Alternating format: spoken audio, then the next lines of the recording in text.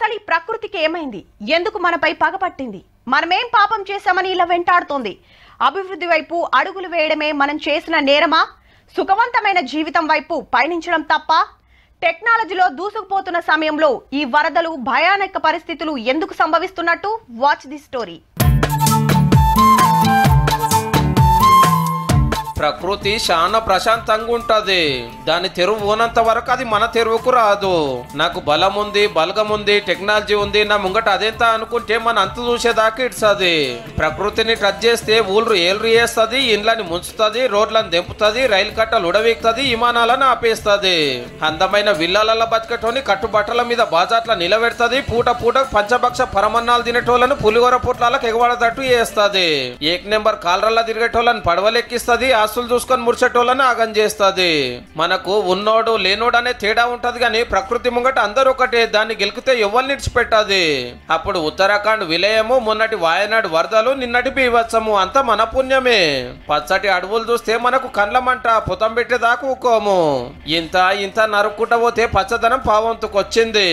వెనకట అడవుల మీద మనం బతికితే ఇప్పుడు అందులోండే జీవరాశికి గాసం దొరకక ఊళ్ళ మీద పడుతుంటే పూలొచ్చింది, గుడ్డేలుగు వచ్చిందని గుబులు పడవర్తమి ఊళ్ళ మనుషుల కంటే కోతులే ఎక్కువ మోపైతున్నాయి.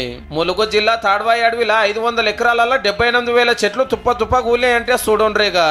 గాలి దుమారానికి కూలినట్ట, క్లౌడ్ బరస్ట, ఇంకేదన్నా కారణమా అనేది ఇంతవరకు తెలుస్తలేదు. చెరువులు పల్లెలకు ఆదెరువులు, కుంటలు నిండితే పంటలు బగ్గా వండుతాయి. కానీ ఇప్పుడెట్లుంది? మట్టి ఓసుడు, బంగ్లాల్లో ఎప్పుడు సగం బడ చెరువులు కుంటలు మింగినాక ఆనన్నీళ్ళు ఎటుపోతాయి మన ఇళ్లకు రాకుంటే? మళ్ళా మనమే ఇండ్లు మునిగినాయి అని లబ్బ లబ్బ మొత్తుకుంటాము. చక్కదనాల చెల్లు మాయం చేసుకొని స్విమ్మింగ్ పూల్ కట్టి మురుస్తున్నాము. ప్రకృతి ఎంత నాశనం అయితే నాకేంది? నాకైతే అందమైన ఫామ్ హౌస్ ఉంటే చాలు. వెనకట ఏ ఊరు చుట్టూ చూడు పెద్ద పెద్ద గుట్టలు ఉంటుండే, జీవాలు మేస్తుండే, జీవరాశి బతుకుతుండే, వరదలు వస్తే ఆపుతుండే. ఏమంట రియల్ ఎస్టేట్ జోరైందో బాంబులు పెట్టి వేల్చాలే, బండలు పరంపరం చేయాలి, వెంచలు వేసి అమ్మాలి. గుట్టలు అగుపడితే చాలు మిషన్లు వెట్టుడు, మట్టి దోడుడు, మార్కెట్లో అమ్ముడు. వాగుపొంట ఉష్కని ఉండనిస్తున్నామా? లారీలకు లారీలు నింపుడేనాయే, సిటీకి సప్లై చేసుడేనాయే. ప్రపంచంలో ఏడలేనంత ప్లాస్టిక్ మనకాన్నే మోపయ్యింది. ఏండ్లకేండ్లైనా మట్టిలా గరగది, భూమిని ఖరాబు చేస్తుంది.